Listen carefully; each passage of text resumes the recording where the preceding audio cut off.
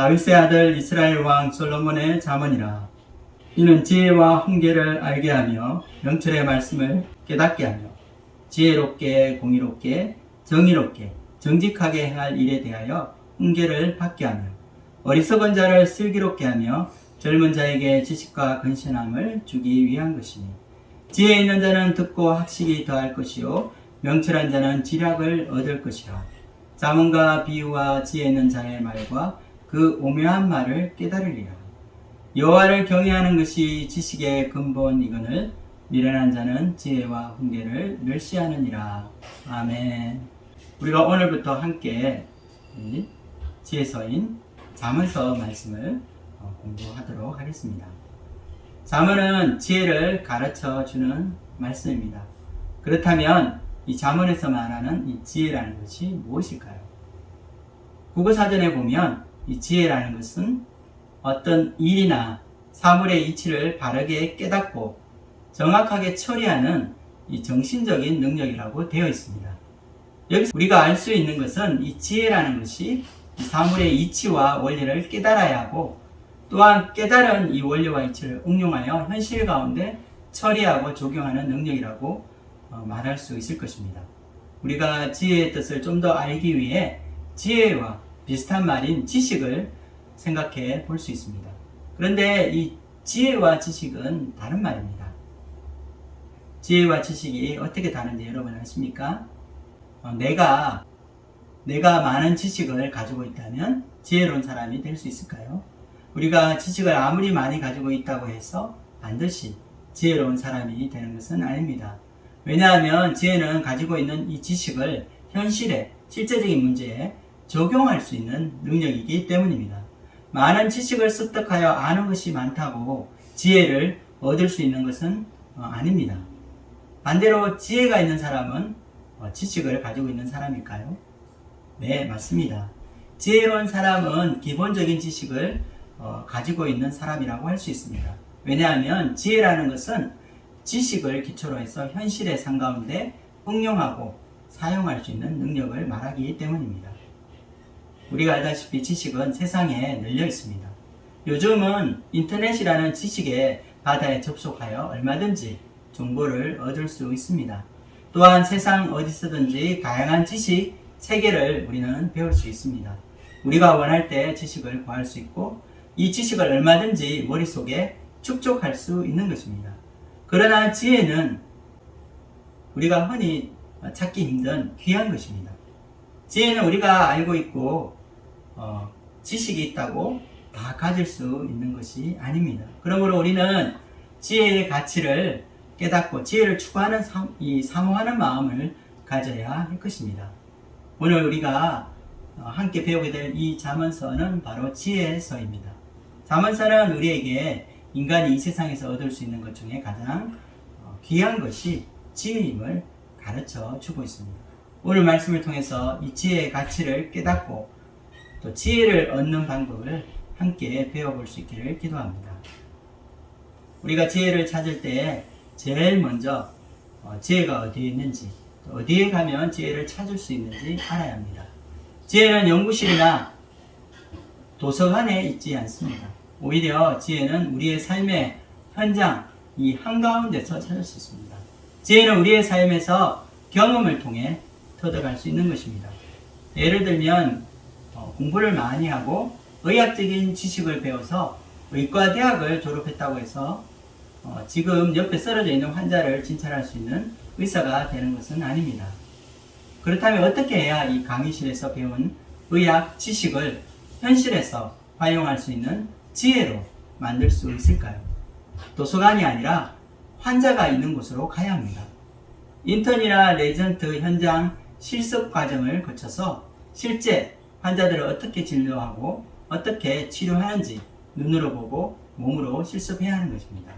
그래야 한 사람의 환자를 진료할 수 있는 의사가 될 수 있는 것입니다. 이처럼 지혜라는 것은 삶의 현장에서 땀 흘리는 기술자의 손에서 취득될 수 있다고 말할 수 있습니다. 그래서 지혜의 히브리어 원어인 이 호크마는 실제 우리가 일상에서 실용적으로 사용할 수 있는 이 지혜를 가리키고 있습니다. 출애굽기 28장에 보면 대제사장의 옷을 만드는 전문적인 작업을 할 수 있는 기술을 호쿠마 지혜라고 부르고 있습니다. 출애굽기 28장 3절 말씀을 읽어보도록 하겠습니다. 너는 무릇 마음에 지혜 있는 모든 자, 곧 내가 지혜로운 영으로 채운 자들에게 말하여 아론의 옷을 지어 그를 거룩하게 하여 내게 제사장 직분을 행하게 하라. 이처럼 유대인들이 말하는 지혜라는 것은 이 현실 세계에서 적용할 수 있는 실제적인 지혜를 의미했습니다. 얼마 전 저는 차를 타려고 시동을 걸었는데 시동이 걸리지 않았습니다. 알고 보니 제가 깜빡하고 차의 실내 조명을 끄지 않아서 밤새 켜져 있었던 것입니다. 배터리가 방전이 되어 이 차의 시동이 걸리지 않았습니다. 여러분도 이 차에 배터리가 방전되어 고생하신 적 한두 번 있으시죠? 저는 이 유튜브를 열심히 설치해서 이 시동 거는 법에 대해서 배우게 되었습니다. 집에 차가 2대 있었기 때문에 이 점프선의 빨간색과 검은색을 따라가며 다른 차에 연결하여 시동을 걸려고 시도해 보았지만 생각대로 잘 되지 않았습니다. 전선이 제대로 연결되었는지 여러 번 확인해야 했습니다. 몇 번 실패를 거듭한 뒤에야 자동차의 시동 소리가 들렸습니다. 그래, 나도 할 수 있구나 하고 행복했습니다. 우리가 이 자동차에 대한 이 지식을 많이 가지고 있다고 해서 바로 자동차에 이 생기는 문제들을 해결할 수 있는 것은 아닙니다. 우리는 책이나 이 유튜브 채널을 통해서 아니면 이 세미나와 같은 이 강의를 통해서도 지식을 얻을 수 있습니다. 근데 아무리 많은 자동차에 대한 지식을 가지고 있다고 해도 지식은 지식일 뿐입니다. 차가 고장나서 시동이 걸리지 않을 때 우리가 자동차에 대한 지식을 많이 알고 있다고 해서 바로 그 고장난 차를 고칠 수 있는 것이 아니기 때문입니다. 여러 번 실패를 거듭하면서 체험적으로 지혜를 터득하게 되는 것입니다. 제가 타고 다니는 차는 이미 10년이 넘었습니다. 이처럼 차가 10년 이상 지나면 문제들이 생기기 시작하는데, 그런데 문제가 생길 때마다 제가 유튜브를 들여다보고 있을 수는 없습니다. 차에 심각한 문제가 생기면 우리는 카센터 딜러샵에 갑니다. 왜 그럴까요? 카센터에 가면 실제 경험이 많은 기술자들이 있기 때문입니다. 자동차를 고치고 수리하는 기술자들은 많은 시간을 들여 현장에서 땅과 기름이 범벅이 되기까지 차와 실험을 합니다. 이런 경험을 통해 기술을 습득한 사람들입니다. 이렇게 실제 몸으로 부딪히며 경험을 통해 자동차를 배우게 될 때 기술자가 되는 것입니다. 자동차에 생긴 많은 문제들을 해결할 지혜를 배우게 된 경험자입니다. 그래서 우리가 지혜를 얻기 위해서는 손에 기름을 묻혀가며 시간을 투자해야 함을 알 수 있습니다. 그러므로 지혜를 얻기 위해서는 우리가 먼저 삶의 현장으로 가야 합니다. 그리고 우리의 시간과 수고를 쏟아야 합니다. 지혜를 얻는 데는 단계가 있습니다. 그 첫 단추가 몸서 부딪혀 문제와 실험하고 지혜를 찾아야 하는 것입니다. 우리는 인생이라는 학교에 입학한 학생들입니다. 우리가 살아가는 인생은 언제나 예측하지 못하는 수많은 일들의 연속입니다. 많은 문제들이 시시각각으로 우리 앞에 일어납니다. 이런 문제 앞에서 아무것도 하지 못하고 쩔쩔매고 있을 때가 많습니다. 그런데 우리가 실수했다고 생각하는 그 시간, 실패해서 아연 실색을 하며 아무것도 하지 못하고 절망하고 있는 그 시간이 사실 지혜를 배우는 가장 좋은 때입니다. 제가 조금 전에 이 자동차에 대한 예를 들었지만 실제 우리의 삶에서는 더 복잡하고 더 많은 문제들이 있습니다. 어떻게 하면 우리는 이 문제들을 잘 분석해서 그 본질을 이해하고 또한 문제들을 해결할 수 있을까요? 우리가 구하는 이 삶의 지혜는 우리 인생길에서 만나는 어려운 환경 속에서 발견할 수 있습니다. 삶 속에서 만나는 역경과 어려움, 실수와 실패를 통해서 우리가 몸으로 부딪혀 깨달음을 얻고 지혜를 찾을 수 있다는 말씀입니다. 늘 승리만 하고 사는 사람은 없습니다. 오히려 실수하고 실패할 때가 더 많습니다. 그러나 이런 실패가 모두 가치 없고 쓸데없는 것은 아닙니다. 우리는 실패를 통해서도 삶의 지혜를 배울 수 있는 것입니다. 우리의 삶에 늘 좋은 일만 생기는 것이 아닙니다. 때로는 생각지 못하는 어려움과 이 공경에 처할 때가 있습니다. 우리가 당하는 이 고난 속에서 우리는 삶의 지혜를 얻을 수 있는 것입니다. 우리가 실제 몸으로 부딪히는 현실은 그리 호락호락하지 않습니다. 치열한 이 생존, 이 경쟁이 난무하는 곳이 우리의 삶의 현실입니다. 우리에게 많은 문제들이 있습니다. 어떤 직장을 구해야 할 것인가? 결혼은 해야 하는지 말아야 하는지? 한다면 언제 해야 하는지? 그리고 결혼하고 나면 자녀들을 어떻게 키워야 하는지 우리는 고민하게 됩니다. 그리고 자녀들을 다 키우고 이제 출가시키고 나면 우리에게는 노후 문제가 생깁니다. 그런데 이러한 문제 앞에서 우리는 완벽할 수 없다는 사실입니다. 너무나 쉽게 넘어지고 실수하는 것이 우리 인간의 본성입니다. 그러나 심하게 한번 넘어지고 실패할 때마다 우리는 그 쓰라린 고통으로 다시 일어날 용기를 잃을 때가 있습니다. 실패를 통해 성공의 지혜를 터득해 나갔던 에디슨은 실패는 성공의 어머니라는 유명한 말을 남겼습니다. 우리가 실패라는 것을 통해서 더 큰 성공을 얻는 지혜를 얻을 수 있습니다. 하는 일마다 잘 되지 않고 실패하는 사람이 있었습니다. 그런데 사실 그가 대충대충 일을 한 것은 아니었습니다. 정말 성실하게 순간순간 최선을 다했지만 남들이 말하는 이 성공한 인생이 되지 못했습니다. 그러나 실패했다고 해서 그 실패한 경험들이 모두 쓸모없는 것은 아닙니다. 실패한 사람은 성공한 사람이 도저히 알지 못하는 어떤 비밀을 배운 사람이라 할 수 있습니다. 10년이 넘게 사법고시에 떨어져서 죽고 싶을 정도로 절망하던 사람이 있었습니다. 정말 최선을 다해 열심히 했지만 할 때마다 고시에 낙방하고 말았습니다. 어떨 때는 1차에 붙였지만 2차에 떨어진 경우도 여러 번 있었습니다. 이렇게 10년이라는 세월을 줄곧 실패만 거듭하고 인생을 낭비한 것만 같았습니다. 그러나 10번 실패한 그는 다른 사람이 알지 못하는 비밀을 알게 됩니다. 10번 떨어져 본 적이 없는 사람은 죽었다 깨어나도 알 수 없는 지혜가 있습니다. 어떻게 하면 시험에 떨어질 수 있는지 그 노하우를 알고 있는 사람입니다. 무슨 말일까요? 그는 10년간 실패하면서 자신이 실패한 원인을 연구하였고 실패하지 않는 법을 가르치는 고시학원 강사가 된 것입니다. 그리고 그는 나중에 유명해지게 되었습니다. 그의 노하우를 배우기 위해 많은 사람들이 몰려들게 된 것입니다. 우리는 지혜를 얻기 위해 삶의 현장 가운데로 가야 함을 배웠습니다. 그리고 몸으로 부딪히면서 이번에도 안 될 것 같은 실패에 대한 두려움을 극복하는 지혜도 배웠습니다. 그렇다면 삶의 현장에서 우리가 부딪히는 현실 앞에서 우리는 어떻게 지혜를 배울 수 있을까요? 오늘 잠언서 1장 말씀에서는 우리의 인생의 문제를 해결해 줄 지혜를 얻는 구체적인 단계가 있음을 말씀하고 있습니다. 오늘 말씀에는 지혜를 설명하면서 지혜와 유사한 용어들이 많이 나옵니다. 훈계와 명철, 그리고 근신함입니다. 이것들은 우리가 어떻게 잠언에서 말하는 이 지혜를 얻을 수 있는지 그 구체적인 과정을 우리에게 소개해주는 중요한 키워드들입니다. 잠언서 1장 1절에서 2절 말씀을 읽어보도록 하겠습니다. 다윗의 아들 이스라엘의 왕 솔로몬의 잠언이라.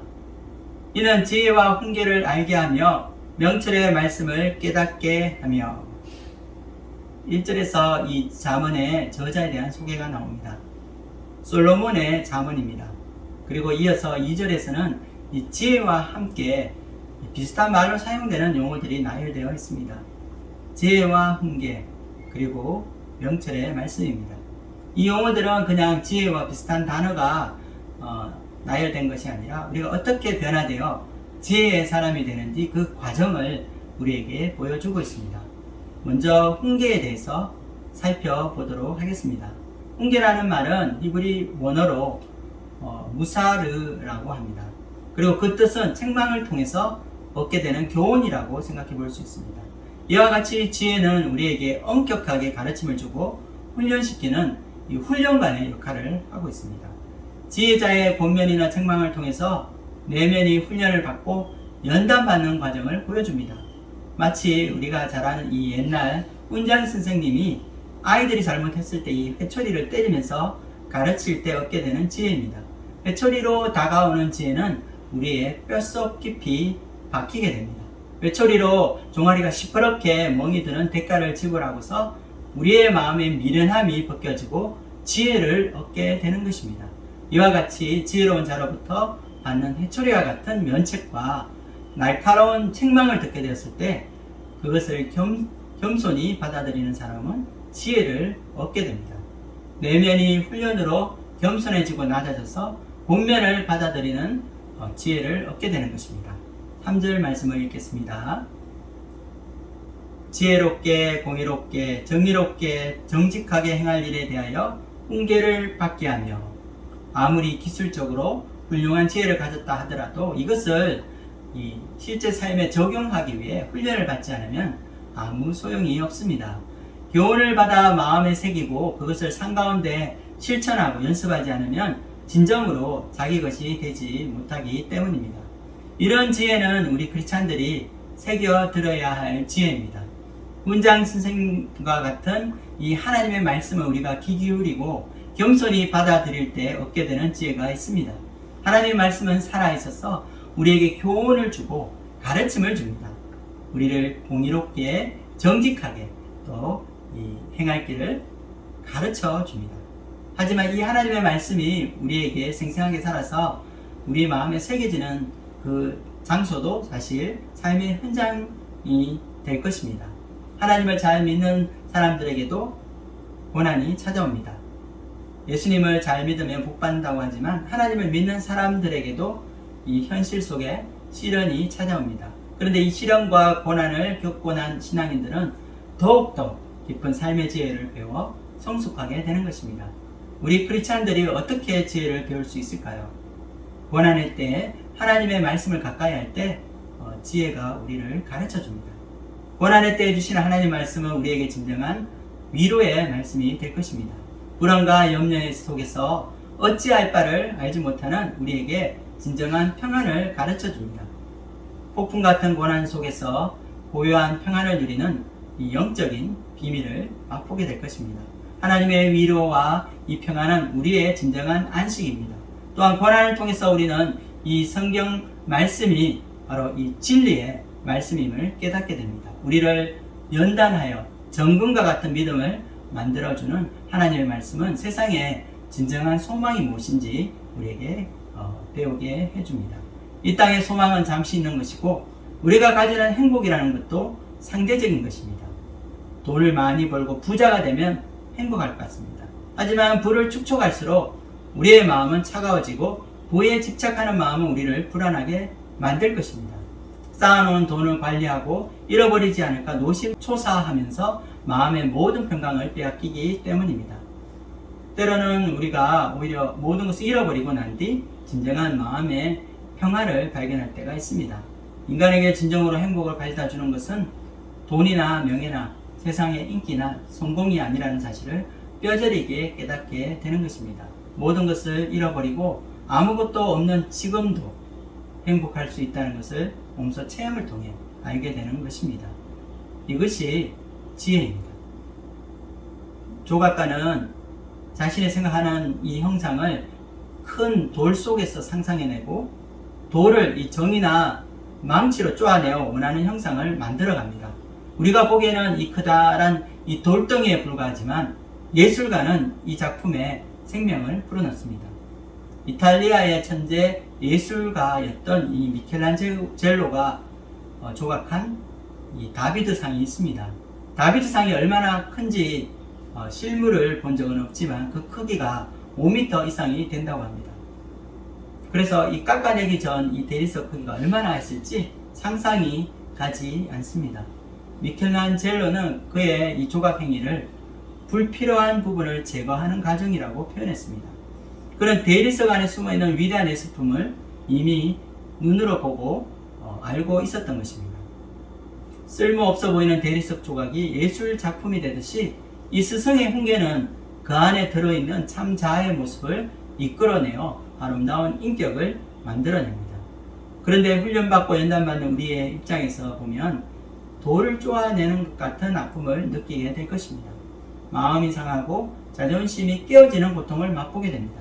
그러나 이러한 일을 감당하고 이겨낸 이 사람의 내면의 변화는 정금과 같이 소중한 모습으로 변하게 될 것입니다. 9절 말씀을 보면 이 지혜의 말을 듣고 마음에 이 새기는 자들에게 주는 상이 있다는 것을 알 수 있습니다. 우리 함께 잠언서 1장 9절 말씀을 읽어보겠습니다. 이는 내 머리에 아름다운 관이요 내 목에 금사슬이니라. 여기서 금사슬이라는 것은 히브리 원어로 단순한 금목걸이를 가리키지 않습니다. 영화로운 면류관이자 은총의 목걸이로 해석할 수 있습니다. 이것은 영광과 존귀를 상징하고 있습니다. 창세기 41장 42절에 보면 인생의 모진 고난을 이겨내고 승리한 이 요셉에게 걸어준 금사슬이 나옵니다. 우리 함께 창세기 41장 42절을 읽겠습니다. 자기의 인장반지를 빼어 요셉의 손에 끼우고 그에게 세마포 옷을 입히고 금사슬을 목에 걸고 고난을 이겨내고 요셉의 목에 걸어준 이 금사슬은 수년간 자기와의 싸움에서 승리하여 영광을 받을 때 목에 거는 이 금메달과 같습니다. 지혜를 통해 우리가 훈련 받을 때는 자기가 깎여져 나가는 듯한 아픔을 겪을 수도 있습니다. 그러나 이것은 우리 안에 보석이 만들어지고 우리가 변화되어 정금이 되어가는 과정입니다. 우리 속에 모관하고 제약된 성품들이 이렇게 깎여져 나가고 이기적이고 자기중심적인 내면이 변화받는 과정입니다. 이런 훈련의 과정을 인내하고 견뎌나갈 때 우리가 얻게 되는 소중한 것이 있는데 그것이 명철입니다. 명철은 영어로 인사이트라고 말할 수 있습니다. 사물의 본질을 보는 능력을 말합니다. 그 원리를 파악하고 그 속에 감추어진 원칙을 발견할 수 있는 능력입니다. 같은 사물과 상황을 보더라도 사물이나 또 주위에 돌아가는 상황을 분별할 수 있는 사람이 있고 전혀 어떻게 돌아가는지 알지 못하는 사람들이 있습니다. 지혜가 주는 훈계를 참고 인내함으로 결실을 얻는 사람은 이렇게 명철이라고 하는 인사이트, 명철이라고 하는 이 귀중한 이 열매를 맺게 되는 것입니다. 영화로운 면류관, 금사슬을 받고 은총을 받은 자가 되는 것입니다. 명철과 비슷한 말이 4절에도 나오고 있는데 근신함이라고 표현하고 있습니다. 4절 말씀을 읽겠습니다.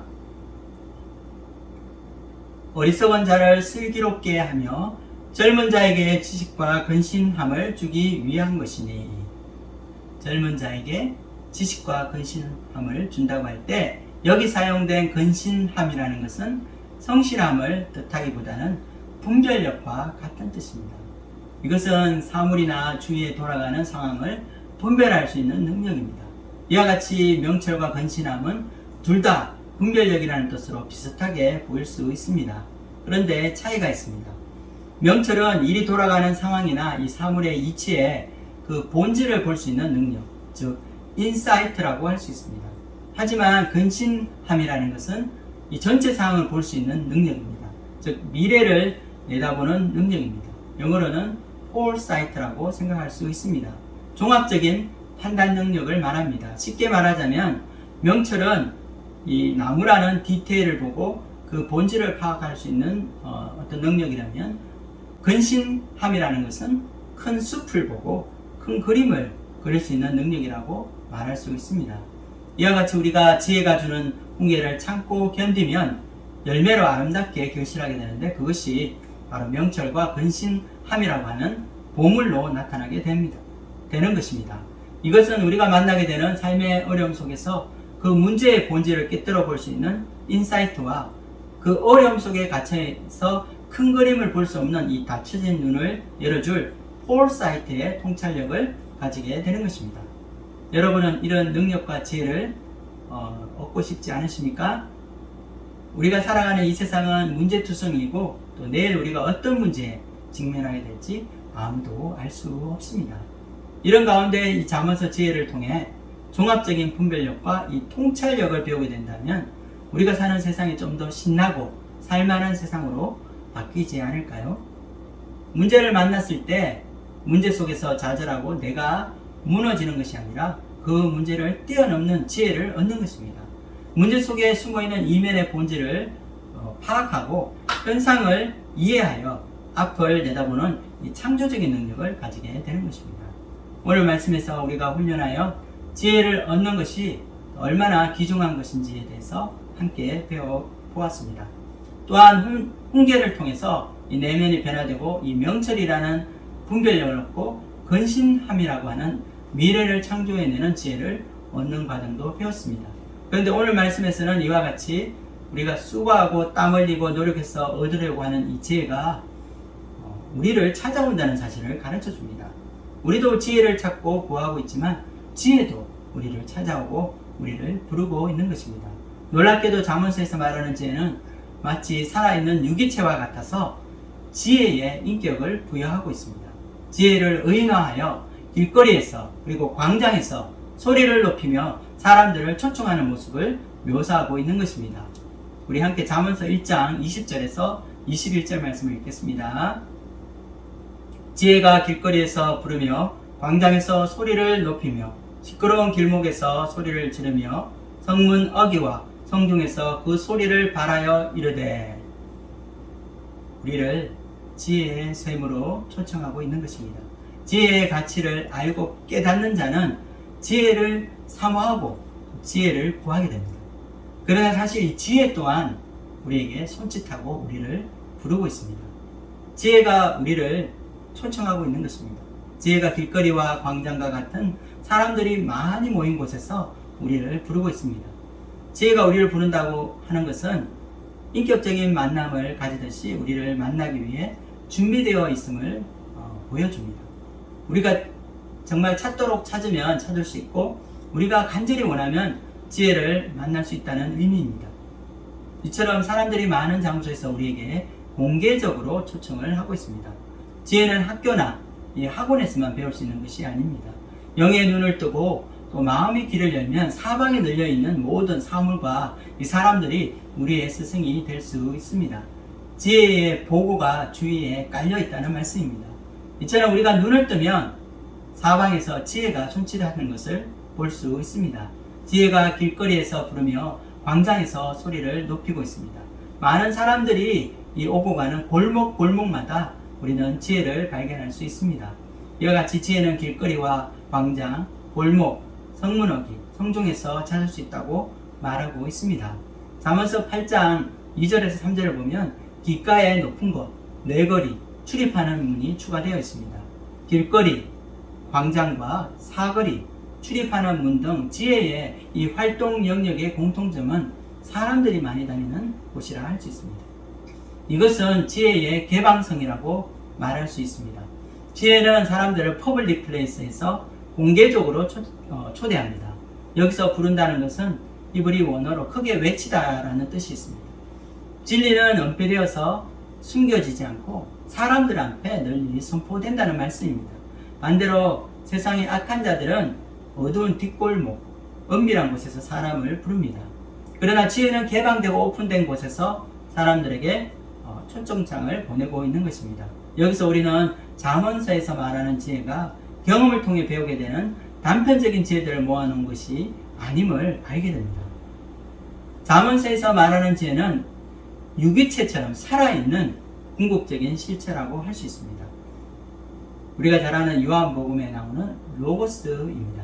지혜는 살아있어서 우리가 살아가는 이 세상의 원리와 원칙을 우리에게 가르쳐 주고 있습니다. 더 나아가 우주의 근원과 또 생명의 근원을 가르쳐주는 진리입니다. 잠언서에서 말하는 지혜는 세상에서 좀 더 잘 살 수 있는 지혜만을 말하지 않습니다. 또한 단편적인 지혜들의 종합본이 아니라고 말하고 있는 것입니다. 왜냐하면 거기에는 우리가 생각할 수 있는 인간적인 이성이나 사고를 초월하는 무언가가 있기 때문입니다. 23절을 읽겠습니다.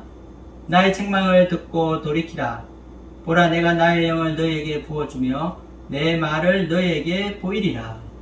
지혜는 어떤 이 목적성을 가지고 우리에게 가르쳐주고 있는데 그것을 위해 지혜의 영을 부어주어야 한다고 말을 하고 있습니다. 영을 부어주어 그 뜻을 깨닫고 계시를 알게 한다고 말하고 있는 것입니다. 그런데 여기서 말하는 영이라는 것은 어떤 영을 말할까요? 이것은 지혜의 영을 부어주어 깨닫게 하고 계시의 말씀을 전하는 하나님의 영이라고 말할 수 있습니다. 잠언서에서 말하는 지혜의 근본이 하나님과의 관계성에서 나오기 때문입니다. 그래서 지혜를 가르쳐주는 이 보육교사는 하나님의 영이십니다. 잠언서 1장에는 잠언서 31장 이 전체에 주제가 담겨져 있습니다. 7절 말씀을 읽어보겠습니다. 여호와를 경외하는 것이 지식의 근본이거늘 미련한 자는 지혜와 훈계를 멸시하느니라. 잠언서 전체 주제는 하나님을 경외하는 것이 지식과 지혜의 근본이라는 것입니다. 하나님을 경외하는 자들이 지혜의 근본이신 하나님을 통해서 얻게 되는 것이 지혜라는 것입니다. 이처럼 지혜는 하나님과의 관계성에서 얻을 수 있는 것입니다. 하나님을 경외한다는 말이 잠언서에서 14번 등장하고 있습니다. 하나님을 경외하는 것이 지식의 시작이자 또한 지혜의 근본입니다. 생명의 샘이자 지혜의 훈계입니다. 주님을 경외하는 것은 악을 미워하는 것이며 삶을 번성케 하며 견고한 의뢰를 얻게 한다고 말합니다. 이와 같이 지혜가 인도하는 길은 생명에 이르는 길이라고 말하고 있습니다. 잠언서는 관념적 철학이나 교리가 아닌 구원받은 성도가 어떻게 살아야 하는가에 대한 삶의 실제적인 문제들을 다루고 있습니다. 세상 사람들이 추구하는 지혜는 세상을 살아가는 데 도움이 되기도 하고 때로는 놀라운 위력을 발휘하기도 합니다. 하지만 이것은 삶의 근본적인 문제가 아닙니다. 잠언에서 말하는 지혜는 인생이 무엇인지 깨닫게 해주고 인생의 의미를 찾아주며 영원히 사는 길이 무엇인지 알게 해줍니다. 지혜는 세상을 잘 살기 위한 처세술이라기보다는 하나님과의 올바른 관계 속에서 얻게 되는 것입니다. 하나님과의 관계성 속에서 인생의 의미가 무엇인지 그리고 어떻게 사는 것이 인간답게 살고 제대로 사는 것인지 가르쳐 주는 것입니다. 또한 지혜는 궁극적으로 우리를 생명의 길로 인도하게 되는 것입니다. 우리는 답답한 이 현실 문제를 해결하기 위해 지혜를 구합니다. 잠언서 지혜의 말씀은 정말로 우리가 고민하던 그 문제의 실마리를 찾아줄 이 지혜를 공급해 줍니다. 그래서 우리는 삶의 현실 문제를 위해 지혜를 찾습니다. 하지만 잠언에서 말하는 지혜는 우리로 하여금 전혀 예상치 못한 또 다른 보물을 찾게 하여서 우리를 놀라게 만들어줍니다. 당장 내 앞에 먹고 사는 문제, 직장 문제, 양육 문제, 노후 문제 등 우리가 해결해야 할 시급한 문제들이 쌓여 있습니다. 그런데 잠을 통해서 하나님을 경외하는 법을 배우게 되면 우리는 지혜를 발견하게 되는데 그것은 우리가 지금까지 매달리고 있는 이와 같은 문제와는 차원이 다른 궁극적인 문제가 있음을 우리에게 알려줍니다. 지혜는 인간이라면 누구나 만나게 되는 삶과 이 죽음의 문제 그리고 고통의 문제에 대해 우리에게 질문을 던집니다. 많은 인생 문제들이 우리를 눈물 짓게 하고 절망하게 만들지만 인생의 지혜를 얻는 지혜자는 인생의 의미와 목적에 대한 이 해답을 우리에게 가르쳐주고 있습니다. 즉 우리에게 영원한 생명, 즉 영생에 관한 가르침을 주는 것입니다. 지혜의 영을 부어주며 진리를 깨닫고 계시의 말씀을 깨닫게 하는 지혜의 말씀이 있습니다. 이처럼 지혜의 영은 우리를 지혜의 전당으로 초대하는데 이 초청은 우리가 기대하는 삶의 문제 이상의 것을 우리에게 보여줍니다. 그것은 우리가 지혜의 초청을 거절했을 때 찾아오는 상상하지 못하는 무서운 결과들입니다. 지혜의 초청을 거부한 자들은 나중에 그들에게 임할 광풍과 폭풍 같은 재앙과 두려움 속에서 부르짖게 됩니다. 하지만 아무도 그들에게 응답하는 이가 없게 된다고 말씀하십니다. 아무도 구원하는 이가 없는 것입니다. 27절과 28절 읽겠습니다. 너희의 두려움이 광풍같이 임하겠고 너희의 재앙이 폭풍같이 이르겠고 너희에게 근심과 슬픔이 임하리니 그때 너희가 나를 부르리라. 그래도 내가 대답하지 아니하겠고 부지런히 나를 찾으리라. 그래도 나를 만나지 못하리니. 인생에서 만나는 광풍 같은 재앙이 무엇이 있을까요? 그것은 인생에 예고 없이 찾아오는 고난입니다. 질병에 걸려 건강을 잃은 사람에게는 세상의 좋은 것들이 의미가 없어집니다. 우리가 많은 재산을 가지고 부를 축적했다 하더라도 이것을 함께 나눌 이 사랑하는 가족을 잃게 된다면 이 모든 좋은 것들이 아무 소용이 없어집니다. 인생의 강풍이 불어 우리의 소중한 것들을 가져가면 우리는 절망할 수밖에 없습니다. 지혜를 거절한 이가 겪게 될 무서운 운명은 무엇입니까? 그것은 이들이 재앙 앞에서 소리 지르고 불러도 응답을 받지 못합니다. 부르짖어도 구원을 받지 못하게 됩니다. 그 이유가 무엇일까요? 잠언에서 말하는 지혜는 인생의 자질구레한 문제들을 해결하는 정도의 지혜가 아니기 때문입니다. 지혜는 우리가 가지는 인생의 수많은 질문들에 대한 답을 줄 뿐 아니라 인생의 근본 문제에 대한 해답을 가지고 있습니다. 태풍이 쓸고 지나간 자리에 남는 것은 인생의 본질의 문제입니다. 내가 사는 이유는 무엇인가? 우리는 살다가 왜 늙게 되는가? 그리고 늙으면 왜 죽어야 하는가? 오늘 사는 나의 인생의 의미는 무엇인가? 이와 같이 인생의 본질에 대한 진정한 해답을 우리에게 가져다주는 잠언의 지혜가 있습니다. 여러분, 이 창세기에서 나오는 생명나무가 이 마지막 요한계시록에 나온다는 걸 사실을 아시죠? 하지만 구약의 또 다른 곳에 이 생명나무가 나오게 되는데 어디서 나오는지 아십니까?